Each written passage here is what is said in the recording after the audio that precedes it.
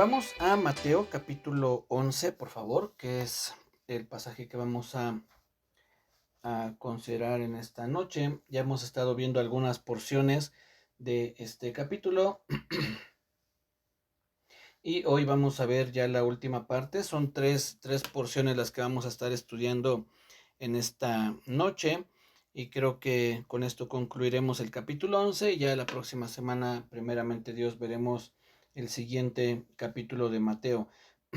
La ocasión anterior, no puedo decir que fue la semana pasada, porque la semana pasada no tuvimos reunión de los evangelios, pero la ocasión anterior estuvimos considerando el pasaje donde dice, desde los días de Juan el Bautista hasta ahora, el reino de los cielos sufre violencia y los violentos lo arrebatan. Fue en ese pasaje donde nos enfocamos y en esta noche vamos a leer a partir del verso 16, Mateo 11, 16, y vamos a considerar hasta el verso 30. Lo vamos a dividir en tres puntos. El primer punto se llama la inconformidad de la gente, la inconformidad de la gente.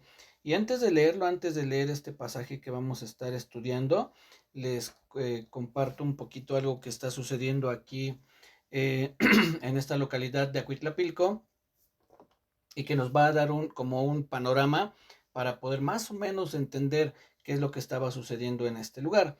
Hace ya algún tiempo que entró el nuevo presidente de comunidad de aquí de Acuitlapilco y es un hombre que pues no ha hecho muy bien las cosas que digamos, y entre las fallas que ha tenido es en cuanto al agua potable por diferentes circunstancias que realmente no podemos conocer con precisión cuáles son, porque pues de repente dice que falta el agua potable por una situación, después dice que es por otra y después da alguna otra versión. Entonces realmente no sabemos qué está pasando, pero el punto es que ha estado faltando mucho el agua aquí en esta comunidad. Y hace ya casi un mes, tal vez unas 3 semanas, por ahí así, un grupo de vecinos, un grupo de aquí, de vecinos de la comunidad de Acuitlapilco, que es el lugar donde vivo, se fueron a manifestar allá a la presidencia de comunidad, pues reclamándole a este hombre, al presidente, que por qué no había estado surtiendo el agua con regularidad. Y bueno, le gritaban de cosas, la gente estaba un poco alterada, no lo dejaban hablar y en alguna medida pues con razón pues no estaba haciendo su labor como debe ser. Entonces esto llevó a que el pueblo estuviera inconforme con la administración de este hombre que se llama Marco. Entonces había una inconformidad dentro del pueblo, pero con justa razón, porque este Marco no está haciendo las cosas como se espera que las haga, porque ha mentido, porque ha prometido que va a enviar pipas para que surtan el agua y no lo ha hecho, o lo ha hecho de una manera pues como nada más para que la gente no le reclame con fuerza. Pero está esta inconformidad en el pueblo, insisto, con cierta razón, pero podemos ver cómo la gente, no, aunque este hombre les daba alguna respuesta, ellos no querían. En algún momento les dijo, bueno, voy a enviarles pipas para que les repartan agua y la gente decía, no, no, no, no queremos pipas, queremos que haya agua en nuestras casas. Y él decía, bueno, entonces espérenme hasta el lunes o martes de la próxima semana. No, no, no, no queremos esperarte ni hasta el lunes ni hasta el martes. Entonces, bueno, vamos a ver qué podemos hacer, si con el otro pozo podemos surtir. No, no queremos el otro pozo, queremos que se habilite este pozo que está aquí más cerca.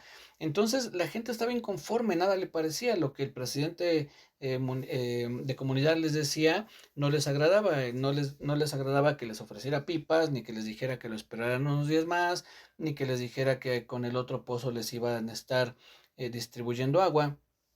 Y algo muy similar sucede con esta gente que vamos a leer aquí en Mateo capítulo 11. No estaban conformes con lo que ellos estaban viendo. Había una inconformidad en el corazón de ellos, que les decía es el primer punto que vamos a tocar, la inconformidad de la gente.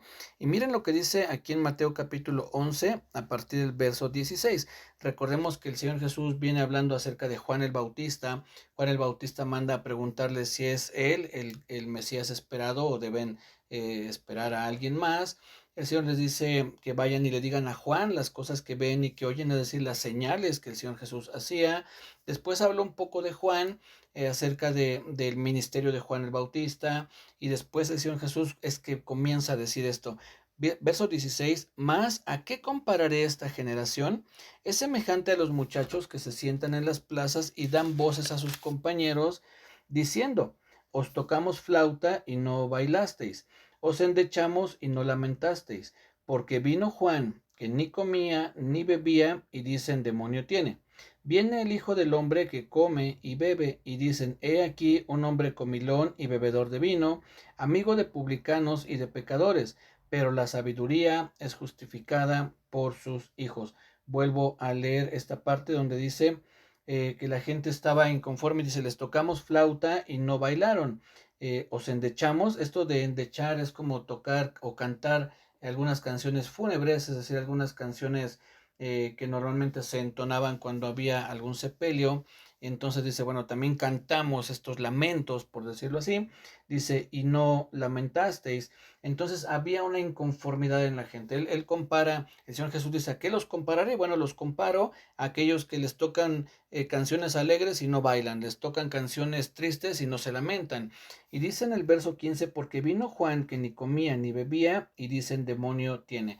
Juan, por lo que podemos leer aquí, era una persona que ayunaba tal vez mucho, que se mantenía en ayuno, que no tomaba vino posiblemente, y entonces la gente dice, no, este está endemoniado porque él no come ni bebe. Entonces la gente pensaba, decía de Juan el Bautista que estaba endemoniado. Y en el caso del Señor Jesús, dice el verso 15, perdón, el verso 19, vino el Hijo del Hombre que come y bebe, y dicen, he aquí un hombre comilón y bebedor de vino, amigo de publicanos y de pecadores. Entonces la gente se quejaba de Juan por su forma de vivir, pero también de la del Señor Jesús, que era un poco diferente a la de Juan el Bautista. Aquí vale la pena hacer un paréntesis porque en algún momento llegué a escuchar que gente justificaba el beber alcohol, el beber vino, porque dicen que aquí el Señor Jesús dice que él era un comilón y bebedor de vino, lo dice en el verso 19, aquí viene el Hijo del Hombre que come y bebe, y dicen, he aquí un hombre comilón y bebedor de vino, y algunos se agarran de ahí para decir que él pues prácticamente se emborrachaba, ¿no? Es lo que dan a entender, pero no es lo que está diciendo aquí. La gente era la que llevaba a esos extremos la vida tanto de Juan el Bautista como la del Señor Jesús, porque así como decían de Juan que porque no comía y bebía tenía un demonio, cosa que no era cierto, Juan el Bautista no estaba endemoniado. La Biblia nos dice que desde el vientre de su madre fue lleno del Espíritu Santo, entonces no podía estar endemoniado. Así como en el caso del Señor Jesús, que comía y bebía, pero no es que se excediera ni con la comida ni con la bebida. Entonces, la gente hacía esos extremos, ¿no? Pero no es que Juan tuviera un demonio, ni que el Señor Jesús fuera realmente, como dice aquí, un comilón y un bebedor. Comía y bebía vino, pero siempre el Señor Jesús debió haberlo hecho con mesura, con cuidado, ¿sí? Pero el punto que estamos tratando es que la gente estaba inconforme, había esa inconformidad, nada les parecía, nada les llenaba, no, ellos querían tener a los profetas o esperaban un Mesías a como ellos creían que iba a ser el Mesías, y por eso es que rechazaban al Señor Jesús y rechazaban también a Juan como un profeta, porque no llenaban sus expectativas según la idea que ellos tenían tanto de un profeta como del Mesías. Por eso es que había esa inconformidad. Entonces el punto número uno es la inconformidad de la gente, y lo encontramos en Mateo 11 del 16 al 19. La gente no estaba a gusto ni con el ministerio del Señor Jesús ni con el de Juan el Bautista. Pero vean lo que dice al final del verso 19, porque esto es muy interesante. Dice, pero la sabiduría es justificada por sus hijos. Les voy a leer en otra versión que nos va a dejar entender de una mejor manera esta última expresión. Se los voy a leer en la Nueva Traducción Viviente, y dice, pero la sabiduría demuestra estar en lo cierto por medio de sus resultados. Pero la sabiduría demuestra estar en lo cierto por medio de sus resultados. En otras palabras, lo que el Señor Jesús les dice es, bueno, tal vez así como Juan no comía ni bebía y yo que sí como y bebo, a ustedes les parece que es algo incorrecto, pero esta sabiduría, tanto la de Juan el Bautista como la del Señor Jesús, o el hecho de que ellos fueran verdaderamente siervos de Dios, iba a ser respaldado por sus obras, por el reflejo de su vida, no solamente por lo que la gente pudiera creer, sino el Señor Jesús les está diciendo, ustedes vean mi vida, el resultado de mi vida, los hechos, es lo que va a justificar si tanto Juan como el Señor Jesús estaban en lo cierto, eran siervos de Dios, y claro que lo eran. Por eso es que les dice, la sabiduría es justificada por sus hijos, o en otras palabras, la sabiduría demuestra estar en lo cierto por medio de sus resultados. Entonces, esto es bien importante por lo que vamos a ver ahorita, pero recuerden mucho esto, que el reflejo de una vida consagrada a Dios se va a ver por los resultados que hay en su persona. Sí, ahorita vamos a ver un poquito más de eso, pero de primera mano vamos a considerar que había inconformidad, pero el resultado de la vida del Señor Jesús era lo que aclaraba o demostraba que Él era el Hijo de Dios, un verdadero siervo de Dios. Después el segundo punto lo vamos a ver a partir del verso 20. El segundo punto es la incredulidad de la gente. El primero fue la inconformidad y el segundo punto es la incredulidad de la gente. Dice en el verso 20, entonces comenzó a reconvenir a las ciudades en las cuales había hecho muchos de sus milagros porque no se habían arrepentido, diciendo, ay de ti, Corazín, ay de ti, Betsaida, porque si en Tiro y en Sidón se hubieran hecho los milagros que han sido hechos en vosotras, tiempo ha que se hubieran arrepentido en silicio y en ceniza. Por tanto os digo que en el día del juicio será más tolerable el castigo para Tiro y para Sidón que para vosotras. Y tú, Capernaum, que eres levantada hasta el cielo, hasta el Hades serás abatida, porque si en Sodoma se hubieran hecho los milagros que han sido hechos en ti, habría permanecido hasta el día de hoy. Por tanto os digo que en el día del juicio será más tolerable el castigo para la tierra de Sodoma que para ti. Esto es lo que les decía, refleja la incredulidad de la gente. Pues ellos, estas tres ciudades que se menciona aquí, Corazín, Betsaida y Capernaum, eran ciudades muy cercanas, estaban muy cerca una de la otra, y Capernaum era, digámoslo así, el centro de operaciones del Señor Jesús. Ahí es donde él tenía su casa, lo podemos entender así por lo que en algunos otros pasajes menciona. Entonces Capernaum, que estaba muy cerca del mar de Galilea, era un lugar estratégico para que el Señor Jesús pudiera desplazarse y predicar en todos los alrededores. Entonces, estas tres ciudades de Bethsaida, de Corazín y de Capernaum vieron muchos de los milagros del Señor, lo que confirmaba que realmente Él era el Hijo de Dios, y aún así rechazaron al Señor, no creyeron. Por eso el Señor les dice, si en Tiro y en Sidón, que además eran consideradas unas ciudades de mucho pecado, de idolatría, de sacrificios a dioses, a ídolos, y aún así dice, si ellos hubieran visto, es decir, si esas ciudades de gran pecado hubieran visto los milagros que fueron hechas o hechos en ustedes, entonces se hubieran arrepentido. Y después menciona a Sodoma, y qué decir de Sodoma, ¿no? Hoy conocemos o hemos escuchado de ese lugar en Estados Unidos que se conoce como Las Vegas, que son parte o es un lugar en el estado de Nevada, y esa ciudad se le conoce hoy en día como la ciudad del pecado. Bueno, pues Sodoma no estaba muy lejos de ser un lugar así, donde había pecado en cada esquina, donde había una depravación en cuanto a lo sexual también muy grande, lo mismo que pasa en Las Vegas, donde hay pues alcohol, drogas, sexo, prostitución y no sabemos cuántas cosas más hay ahí.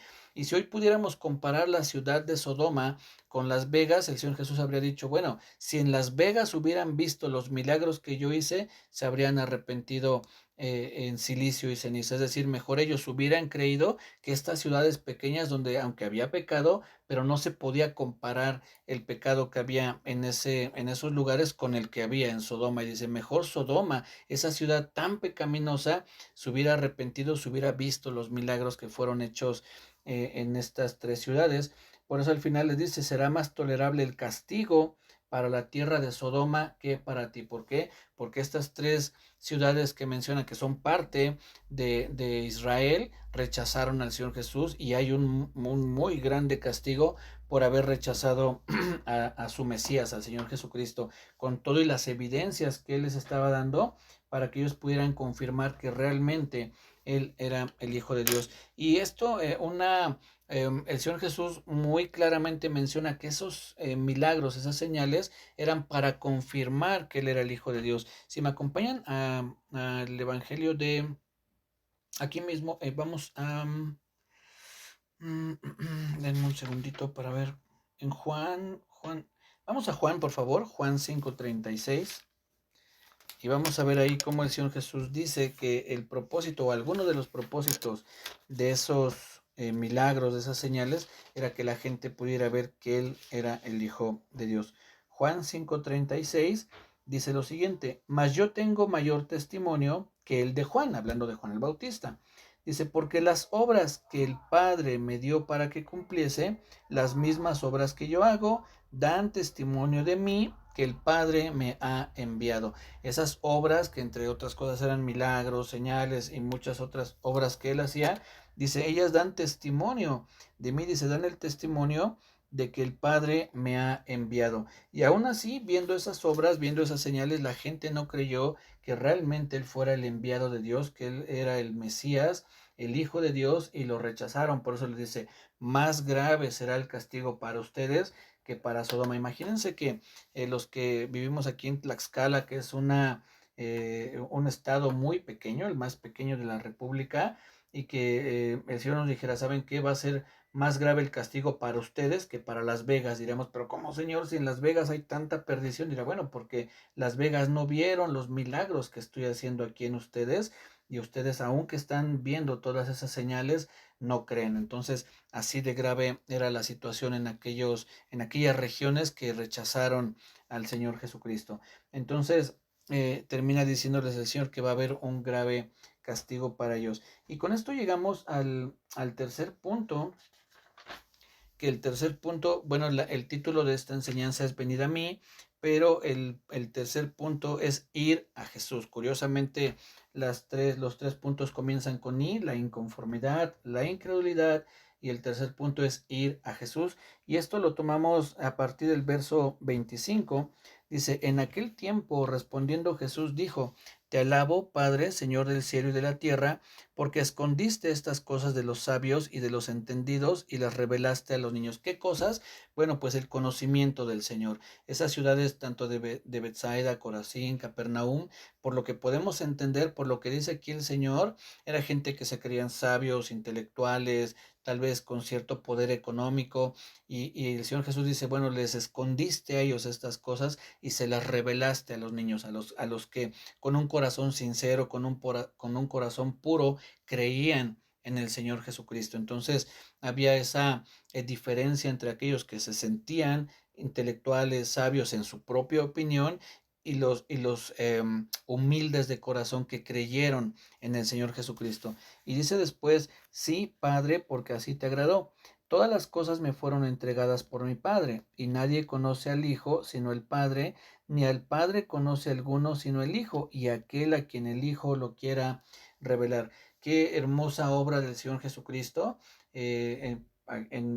Esta porción directamente, es decir, lo que acabo de leer, directamente aplicada a esos tiempos, pero hoy en día también lo que nosotros conocemos del Padre es porque el Señor Jesús nos lo revela a través del Espíritu Santo. Y recordemos que quien está haciendo esta labor es el Espíritu Santo, y el Señor Jesús en algún momento dijo que el Espíritu Santo tomará de lo mío y os lo hará saber. Entonces, es una obra bien hermosa que podemos conocer al Padre por medio de la revelación del Señor Jesucristo que nos llega a través del Espíritu Santo. Entonces, si conocemos nosotros hoy al Padre, no es por nuestra inteligencia, por nuestras capacidades, ni siquiera por nuestro esfuerzo, que es lo que va a enseñar el Señor Jesús un poquito más adelante, sino porque a Él le plació hacerlo así, porque al Padre le agradó hacerlo así. Dice, sí, Padre, porque así te agradó. Y entonces dice, nadie conoce al Padre como el Hijo. Es decir, ¿quién puede decir que conocemos a Dios más que el Hijo? Ni siquiera igual que el Señor Jesús. Si alguien conoce muy, muy bien al Padre, es el Señor Jesús. Por eso es que Él nos puede revelar al Padre, porque no hay nadie que conozca más al Padre. No hay un ser humano que pueda decir que conoce al Padre de la misma manera que lo conoce el Señor Jesús. Por eso es que la revelación, el conocimiento del Padre nos llega a través de la obra del Señor Jesús, por medio del Espíritu Santo. Después dice, fíjense lo que dice el verso 28, que es aquí donde toma el título de esta enseñanza: venid a mí todos los que estáis trabajados y cargados, y yo os haré descansar. Llevad mi yugo sobre vosotros y aprended de mí, que soy manso y humilde de corazón, y hallaréis descanso para vuestras almas, porque mi yugo es fácil y ligera mi carga. De primera mano, yo creo que el Señor Jesús se está refiriendo aquí, en este caso, a ese yugo pesado, a la carga que ponían los líderes religiosos, que más adelante, aquí mismo en Mateo capítulo, vamos a ver lo que dice Mateo capítulo 23. Más adelante el Señor Jesús les habla acerca de estas cargas pesadas que ponían los líderes religiosos. Mateo 23:4 dice lo siguiente, hablando de los fariseos, dice: porque atan cargas pesadas y difíciles de llevar y las ponen sobre los hombros de los hombres, pero ellos, es decir, los fariseos, ni con un dedo quieren moverlas. Entonces vemos cómo había cargas que los fariseos ponían sobre la gente: tienes que cumplir esto y hacer lo otro, y después venir acá e ir allá, y esas cargas las ponían como para que la gente pudiera agradar a Dios por medio de las obras, por medio de todo lo que el hombre pudiera cumplir. Pero no es esa la manera en que uno agrada a Dios, sino hoy entendemos que es a través del Señor Jesucristo que podemos agradar a Dios, por medio de la obra que Él hizo. En un pasaje del Antiguo Testamento dice: todas nuestras obras de justicia son como trapo de inmundicia. ¿A qué se refiere esto? Bueno, el trapo de inmundicia es lo que utilizaban las mujeres en aquellos tiempos, así se le conocía a ese paño que usaban las mujeres cuando estaban en su periodo. Ese paño se le conocía como un trapo de inmundicia. Y ese pasaje dice: todas nuestras obras, es decir, cuando tú quieres agradar a Dios por tu esfuerzo, por tus obras, cuando tú quieres, como diríamos coloquialmente, apantallar a Dios, ¿no? Cuando tú quieres impresionar a Dios con tus obras, Dios diría: no, para mí el que tú quieras impresionarme es como si trajeras ondeando un trapo de inmundicia. Es algo desagradable para Dios que queramos nosotros agradarlo en nuestro esfuerzo. Por eso el Señor Jesús dice: venid a mí todos los que estéis, dice en el verso eh, 28, todos los que estéis trabajados y cargados, y yo os haré descansar. Y vean lo que dice el verso 29, llevad mi yugo sobre vosotros. ¿Qué es el yugo? Bueno, pues es ese travesaño de madera que ponían comúnmente sobre dos bueyes para que pudieran ir jalando el arado, y es un trabajo sumamente pesado el que se entierren esos ganchos en la tierra para que puedan ir arando y puedan ir abriendo los surcos para después sembrar. Es algo pesadísimo, por eso ponían a dos bueyes para que pudieran ir jalando ese arado y después sembrar. Entonces era un trabajo muy pesado, pero el Señor Jesús dice: llevad mi yugo sobre vosotros, es decir, en otras palabras, de esas dos personas, en este caso, que llevan el yugo, uno es el Señor Jesús. Imagínense cómo no va a ser una gran ayuda que uno de los que lleven ese yugo sobre uno no sea otra persona como nosotros, porque sería igual de pesado, sino que es el Señor Jesús quien nos acompaña en ese andar tan difícil que es el caminar, no solo como hijos de Dios. Ya el andar en este mundo es difícil, pues cuánto más para los hijos de Dios, que somos bombardeados con tanta tentación que hay ahora en el mundo, ¿no? Por todos lados encontramos tentaciones, y es necesario que el Señor Jesús nos ayude a llevar ese yugo. Por eso dice Él: llevad mi yugo sobre vosotros y aprended de mí, que soy manso y humilde de corazón, y hallaréis descanso para vuestras almas.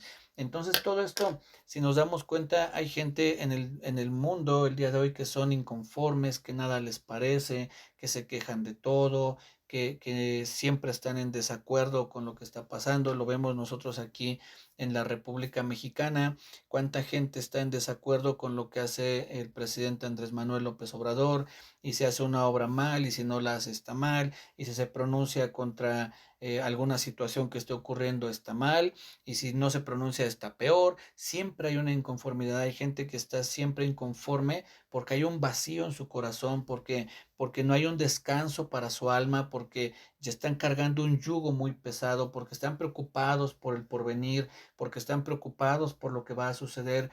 Pero si nosotros vamos con el Señor Jesús a nuestro lado, por muy pesada que sea la carga, créanme que Él va a llevar, Él tiene el poder para llevar la mayor parte de ese peso y que nosotros podamos caminar de una mejor manera. Saber que nuestro futuro está en sus manos, que nuestro alimento depende de Él, nuestra ropa depende de Él, nuestra sanidad depende de Él. Toda nuestra vida está en sus manos y por eso debemos dejar a un lado la inconformidad. Nuestra economía, aunque en cierta medida depende del país en el que vivimos, pero mayormente depende de Dios. Recordemos aquella mujer que nos cuenta en el Antiguo Testamento que no había alimento, las cosas pintaban de color pues muy gris y dice la Biblia que no le escaseó ni la harina ni el aceite mientras hubo esa hambruna en aquel lugar. Entonces, aunque políticamente hablando las cosas estaban terribles, hablando de aquella mujer, ella tenía el sustento de parte de Dios. Así puede suceder con nosotros, aunque las cosas en nuestro país estén de color hormiga, nuestra economía realmente depende de Dios. Él va a procurar el bien para sus hijos. Entonces, tengamos en cuenta que nuestro yugo, a nuestro lado, en ese yugo va el Señor Jesucristo, para que no haya esa inconformidad, sino que podamos descansar en Él, como dice aquí al final.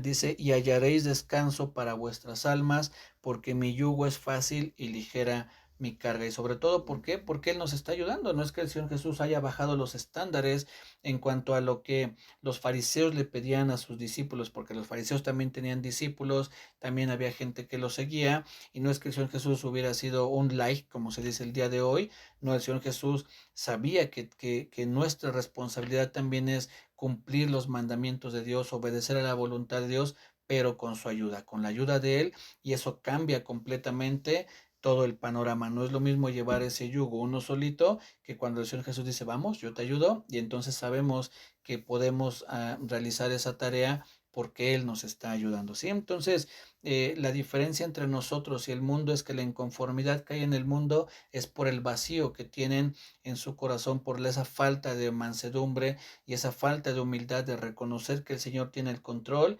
y que Él va a llevar a buen término nuestras vidas. Y la incredulidad también es una situación que pasa hoy en el mundo. No creen en Dios, se han apartado de Él, es parte de lo que estuvimos viendo en Romanos y que vamos a ver también Dios mediante la próxima semana, cómo hay una decadencia en el ser humano, cómo fueron siendo entregados a la inmundicia, a la concupiscencia, es decir, el ser humano viene en decadencia. Vemos en el mundo cómo la situación cada día es peor, cada vez las guerras son más crueles, cada vez los pecados parece que son menos dañinos, es decir, como que la gente se ha normalizado ante el pecado. ¿Por causa de qué? De la incredulidad. La gente incrédula, aunque vea señales, aunque vea prodigios, ya no cree en ellos, se le parecen como tal vez, no sé, arte de magia o alguna otra cosa, pero no creen que pueda ser Dios quien está detrás de esos eventos, sino que han decidido o han endurecido, se ha endurecido su corazón y no han creído a Dios. Y nuevamente la diferencia para nosotros es que aunque vemos este mundo, cómo va cayéndose, cómo va en esa sobreabundando la maldad o abundando la maldad, pero sabemos que para nosotros ha sobreabundado la gracia. Donde abundó la maldad, sobreabundó la gracia. Y para nosotros así fue. Hay una gracia abundante que nos lleva, como dijo el Señor Jesús, no te pido que, orando por sus discípulos, le dice al Padre, no te pido que los quites del mundo, sino que los guardes del mal. Y eso es lo que el Padre ha hecho con nosotros, guardarnos de ese mal, porque si bien aún todavía tropezamos y podemos cometer algún pecado, pero créanme que no, la maldad en nosotros está restringida por el Padre. El Padre ha determinado que su espíritu en nosotros nos guíe para que esa maldad no llegue a límites que ni nos imaginamos, porque cada uno de nosotros tenemos la capacidad de ser muy malos, de cometer los pecados y las atrocidades más grandes que nos podamos imaginar. Pero ahí vemos la obra de Dios en nuestra vida, que si no si esa maldad no se ha liberado en nosotros, es porque la obra de Dios está en nuestra vida. Entonces, hay una gran diferencia entre el mundo, entre lo que está sucediendo en el mundo y la forma en que Dios nos ha guardado. ¿Por qué? Porque como dijo el Señor Jesús, venid a mí. Y vamos, tenemos que ir al Señor Jesús, tenemos que acercarnos a Él para liberarnos de esas cargas, para dejar esas ataduras, para dejar todas esas presiones que pueda haber en nuestra vida y encomendar nuestro camino en las manos del Señor. Eso es llevar el yugo. Y les decía también al principio, no es que el Señor Jesús haya bajado los estándares, sino que Él sabe que con su ayuda podemos andar por esta vida. ¿Sí? Entonces, ya nada más como un pequeño también paréntesis y con esto terminamos. En aquel tiempo los milagros que el Señor Jesús hacía y que después sus discípulos también hicieron, era para confirmar, uno, que Él era el Hijo de Dios, que Él había sido enviado por Dios, y después los milagros que se veían en sus discípulos era para que también confirmara que a su vez ellos habían sido enviados por el Hijo de Dios. Entonces, por eso es que se daban esos milagros, por eso es que la sombra de Pedro sanaba a los enfermos, los paños que enviaban cuando el apóstol Pablo y la gente sanaba, pero eran, como dice ahí, milagros extraordinarios, es decir, no era lo común que sucediera, sino eran milagros que Dios permitía para que se confirmara que ellos eran los discípulos del Señor y a quienes el Señor Jesús había enviado. Así como el Padre envió al Señor Jesús y fue confirmado por medio de las señales, también los discípulos fueron enviados, en este caso ahora por el Hijo, y confirmado por medio de señales. Hoy en día esas señales y milagros no son indispensables en nuestra vida.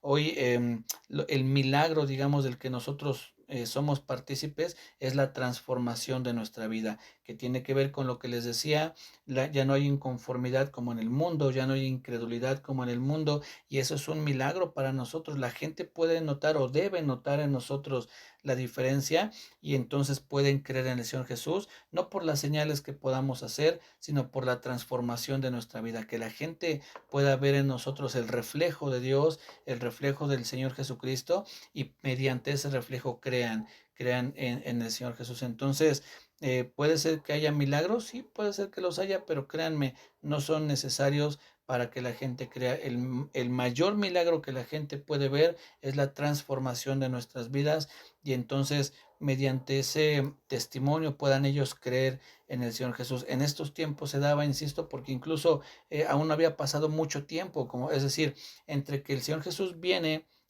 a la tierra y comienza su ministerio hasta que acaba, pasan 3 años y medio. 3 años y medio aproximadamente duró el ministerio del Señor Jesucristo, y por consecuencia también el tiempo aproximado que tuvo a sus discípulos. Entonces no era mucho tiempo como para que la gente pudiera realmente conocer los cambios o ver los cambios en sus discípulos, pero sí podían ver las señales. En nuestro caso hay gente que nos conoce por años, que nos ha conocido por muchos, muchos años, 5, 10, 15, 20 años, y esa gente que diría de cómo estábamos hace 20 años al día de hoy, ¿habrá algún cambio?